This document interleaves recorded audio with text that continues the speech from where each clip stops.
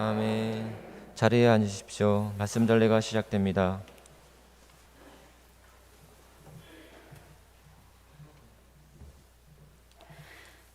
창세기의 말씀입니다.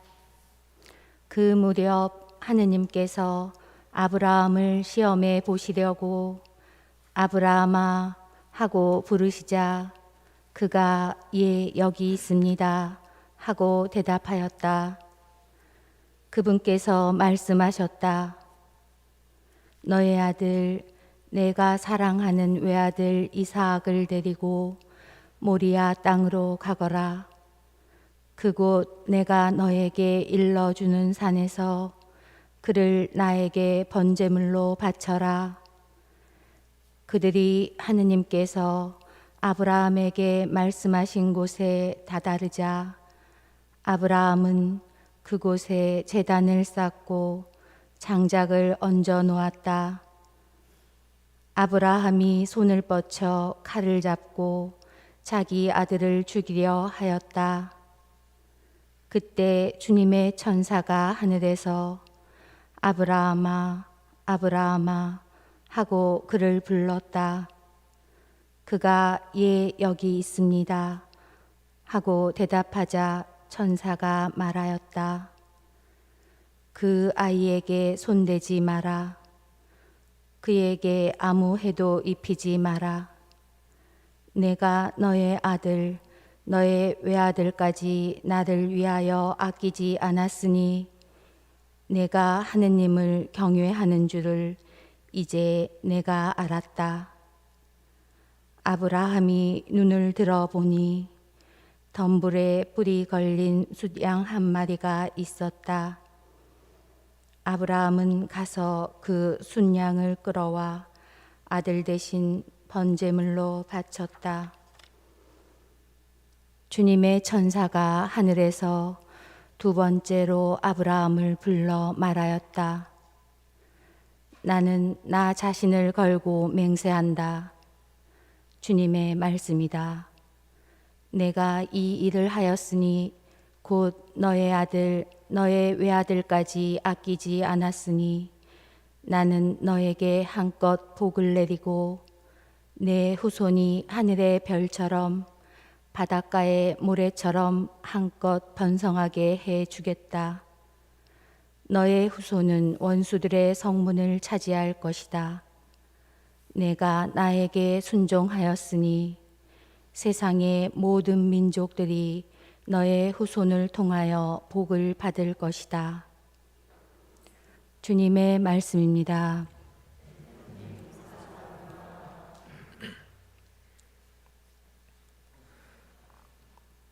나는 주님 앞에서 걸어가리라. 살아있는 이들의 땅에서 걸으리라.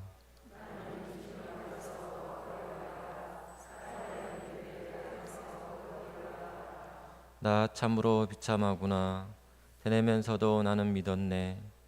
주님께 성실한 이들의 죽음이 주님 눈에는 참으로 소중하네.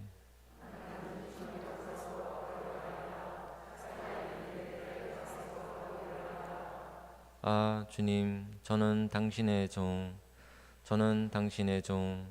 당신 여종의 아들, 당신이 제 사슬을 풀어주셨나이다. 당신께 감사 제물을 바치며 주님 이름 부르나이다.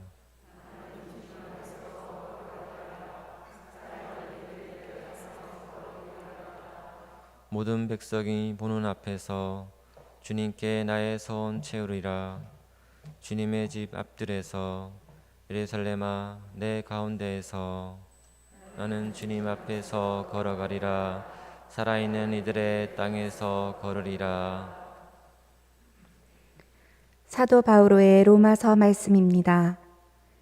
형제 여러분, 하느님께서 우리 편이신데 누가 우리를 대적하겠습니까? 당신의 친아드님마저 아끼지 않으시고 우리 모두를 위하여 내어주신 분께서 어찌 그 아드님과 함께 모든 것을 우리에게 베풀어 주지 않으시겠습니까? 하느님께 선택된 이들을 누가 고발할 수 있겠습니까? 그들을 의롭게 해주시는 분은 하느님이십니다. 누가 그들을 단죄할 수 있겠습니까? 돌아가셨다가 참으로 되살아나신 분, 또 하느님의 오른쪽에 앉아 계신 분, 그리고 우리를 위하여 간구해 주신 분이 바로 그리스도 예수님이십니다. 주님의 말씀입니다.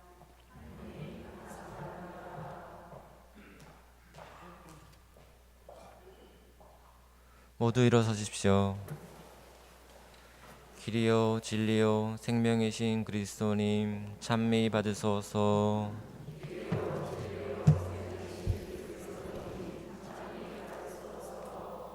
빛나는 구름 속에서 아버지의 목소리가 들려왔네. 이는 내가 사랑하는 아들이니 너희는 그의 말을 들어라. 길이요 진리요 생명이신 그리스도니 찬미 받으소서. 주님께서 여러분과 함께 또한 사제의 영과 함께 마르코가 전한 거룩한 복음입니다. 영광 받으소서. 그때 예수님께서 베드로와 야고보와 요한만 따로 데리고 높은 산에 오르셨다. 그리고 그들 앞에서 모습이 변하셨다. 그분의 옷은 이 세상 어떤 마등장에도 그토록 하얗게 할 수 없을 만큼 새하얗게 빛났다. 그때 엘리야가 모세와 함께 그들 앞에 나타나 예수님과 이야기를 나누었다. 그러자 베드로가 나서서 예수님께 말하였다. 스승님, 저희가 여기에서 지내면 좋겠습니다. 저희가 초막 셋을 지어 하나는 스승님께, 하나는 모세께, 또 하나는 엘리야께 드리겠습니다. 사실 베드로는 무슨 말을 해야 할지 몰랐던 것이다. 제 아들이 모두 겁에 질려 있었기 때문이다. 그때 구름이 일어 그들을 덮더니 그 구름 속에서 이는 내가 사랑하는 아들이니 너희는 그의 말을 들어라 하는 소리가 났다. 그 순간 그들이 둘러보자 더 이상 아무도 보이지 않고 예수님만 그들 곁에 계셨다. 그들이 산에서 내려올 때에 예수님께서는 그들에게 사람의 아들이 중요들 가운데에서 다시 살아날 때까지 지금 본 것을 아무에게도 말하지 말라고 분부하셨다. 그들은 이 말씀을 지켰다. 그러나 중요들 가운데에서 다시 살아난다는 것이 무슨 뜻인지를 저희끼리 서로 물어보았다. 주님의 말씀입니다. 참여합니다. 네, 참여 예수님. 네, 지난 한 주간도 잘 지내신 거죠? 네, 사순 제2주일입니다. 오늘은 특별히 전국 교구에서 모든 본당에서 이제 가경자이신 최양옥 토마스 신부님의 시복을 위한 기업 미사를 우리가 봉헌하고 있는 겁니다. 아직 최양옥 신부님의 복자도 아직 안 되신 거죠. 그래서 땀의 순교자이신데, 그래서 우리가 기도하면서 이렇게 기업 미사를 봉헌하고 있습니다. 네, 오늘 복음 말씀 읽으면서 복종과 순종이라는 단어가 떠오릅니다. 다 알고 있는 내용인 거죠. 복종이란 남의 명령이나 의사 또는 규칙 따위에 조금도 어긋남 없이 그대로 따른다의 의미를 지니고 있습니다. 순종이란 다른 사람, 특별히 윗사람의 말이나 의견 따위에 순순히 따른다의 의미를 지니고 있습니다. 복종과 순종 둘 다 다른 사람의 말이나 의견에 따른다는 공통점을 지니고 있습니다. 그렇죠? 그러나 차이점도 분명히 있다는 겁니다. 복종은 따르긴 따르되 한치 어긋남 없이 강압적으로 따른다는 느낌이 있고, 순종은 따르긴 따르되 순순히 따른다는 말에서 알 수 있듯이 강압적이 아니라 자기 의사에 따라서 자유롭게 따른다의 의미도 있다는 거죠. 그렇다면 하느님의 말씀을 따른다는 것은 복종일까 아니면 순종일까 물어봐야 됩니다. 물론 대답은 이제 헷갈리겠죠. 제1독서에서 하느님 말씀을 듣고 따르는 아브라함의 모습을 얼핏 보면 복종해야 하는 것으로 다가옵니다. 그렇죠? 하느님 말씀을 듣지 않는다면 왠지 무슨 큰 벌을 받을 것만 같고, 그러기에 듣고 싶지 않더라도 반드시 따라야만 할 것처럼 다가온다는 거죠. 아브라함도 왠지 그러한 분위기 속에서 하느님의 말씀, 하느님께 복종하는 것처럼 다가옵니다. 그러나 하느님께서는 당신의 말씀에 대해서 강압적인 복종을 원하시는 분이 아니시라는 거죠. 아브라함이 당신의 말씀을 듣고 따르기를 바라시지만 선택은 아브라함의 자유로운 의사에 맡기신다는 거죠. 그러기에 아브라함의 제사라고 불리는 오늘 제1독서의 말씀, 아브라함의 선택과 행동은 정말이지 엄청나구나라고 말할 수밖에 없다는 겁니다. 아브라함은 아들인 이삭을 늙은 나이에 얻었죠. 간신히 얻은 거예요. 그러게 당연히 아브라함은 이삭 너무나 사랑했을 겁니다. 이삭만 바라봤겠죠. 그런데 갑자기 하느님께서는 그렇게도 소중한 이삭을 번제물로 나에게 바치라 라고 하고 있습니다. 번제물이 뭔지 아시죠? 불에 이제 태워서 바치라는 겁니다. 하느님의 이러한 말씀은 정말 이제 잔인한 말씀처럼 다가오겠고 고통스러웠을 겁니다. 원망하는 마음도 충분히 들을 수 있겠죠. 물론 아브라함은 하느님의 이러한 말씀, 말도 안 된다라고 생각하면서 따르지 않아도 되는 거였어요. 하느님 말씀을 따르지 않는다 하여 당장이라도 죽거나 그런 분위기는 아니었다는 겁니다. 그러나 아브라함은 분명 엄청 고통스러웠을 텐데 하느님의 말씀을 그대로 따르고 있습니다. 사랑하는 외아들 이삭을 하느님 말씀대로 번제물로 바치려고 하고 있죠.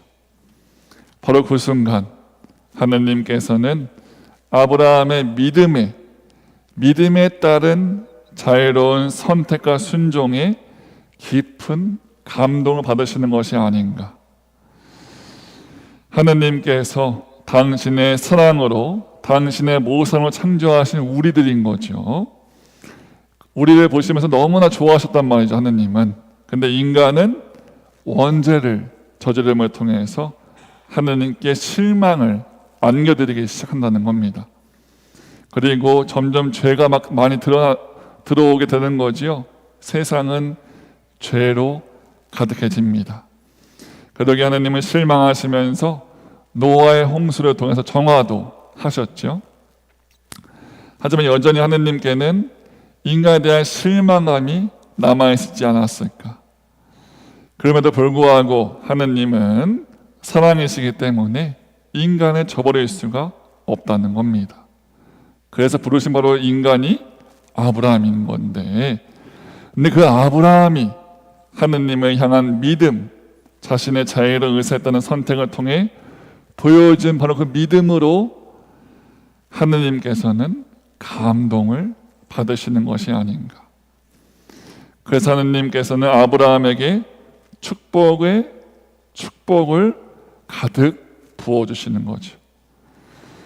여기서 하느님께서 아브라함의 믿음에 따른 순종에 감명받으시는 모습이 매우 중요합니다. 어찌 보면 바로 이러한 모습을 보시면서 하느님은 인간에게는 당신을 따르고자 하는 자유로운 의사, 이런 모습이 있다는 것을 아시면서 이제 나도 이런 인간을 위해 당신의 모든 것을 내어줘야 되겠다라는 마음을 지니시지 않았을까. 그러기에 예수님을 보내주신 거라는 거죠. 오늘 복음 말씀 보면 거룩한 변모하심입니다. 그렇죠? 예수님이 우리 눈앞에서 변하시는데 이 세상 누구도 그토록 하얗게 할 수 없을 만큼 새하얗다라고 표현하고 있는데요. 이는 빛 자체라는 것을 의미합니다. 예수님이 빛 자체, 하느님의 아들로서 하느님과 같으신 분이라는 것을 보여주시는 거죠. 또한 엘리야와 모세가 나타나면서 예수님과 대화를 하죠. 이는 예수님이 바로 메시아라는 것도 드러내는 순간입니다. 메시아이신 예수님의 거룩함이 가득한 모습이고 하느님의 거룩함이 가득한 모습인 거죠. 당연히 그것을 바라본 사람들은 매료가 될 것이고 거기에 머물고 싶겠죠. 베드로가 그런 모습 보이고 있습니다. 베드로가 나서서 초막을 지어서 세 개 지어서 하나는 예수님께, 하나는 엘리야에게, 하나는 모세께 드리고 싶다라고 하고 있습니다. 이는 뭐예요? 어디 가지 말라는 거예요.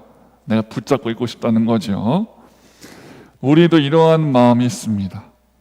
예수님의 영광된 모습을 보게 되면 매료가 돼서 거기에만 머물고 싶어 한다는 거죠.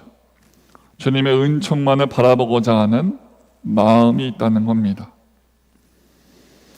예수님의 영광된 모습, 우리도 언제나 함께하고 싶어 하죠. 은총 가득 받고 싶어 한다는 겁니다. 만약에 우리가 그렇다면 하느님께로부터 축복의 축복을 가득히 받은 아브라함을 떠올려야 되겠죠. 하느님께서는 당신 향한 우리의 믿음에 따른 우리의 자유로운 선택과 순종에 감동하시는 분이라는 겁니다.